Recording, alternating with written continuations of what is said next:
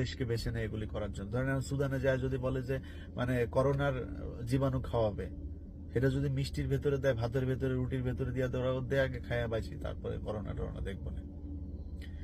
এরকম অবস্থায় তারা ওগুলি করে। সো এগুলি তো আছেই, ওগুলি তো অন্য জিনিস, ওগুলি করে হয়তো অত বেশি আপনার ক্ষতি করবে না। কিন্তু এই যে বিদ্যানন্দ, এরা এক গরুর ছবি দেখিয়ে দেখে তারপরে বলা হচ্ছে যে মানে তারা গরুর মাংস খায়। আসলে কি তারা গরুর মাংস খাওয়ায় নাকি গরুর সাথে শুয়োর খাওয়ায়? আপনি তাদেরকে বিশ্বাস করেন কিভাবে? যাদের এখনো হুঁশ হয় নাই, যেসব সেনাবাহিনীর যে অফিসাররা ভালো আছেন তাদেরকে তো অবশ্যই রেসপেক্ট, কিন্তু যারা মনে করেন যে এই যে এইভাবে মানে আপনার তাদেরকে সুযোগ সুবিধা দিচ্ছেন এবং গোয়েন্দা সংস্থা আর সব সুযোগ সুবিধা থাকার পরেও আপনারা এই নজরদারি এড়িয়ে যাচ্ছেন, তাদেরকে বলবো আপনার পরের প্রজন্ম তো এই বাংলাদেশে বড় হবে, কি হবে তাদের অবস্থা?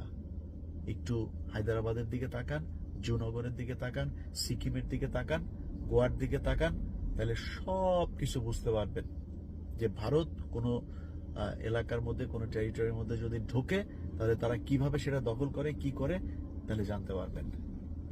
সবাইকে সাবধান, সতর্ক থাকার জন্য অনুরোধ রইল।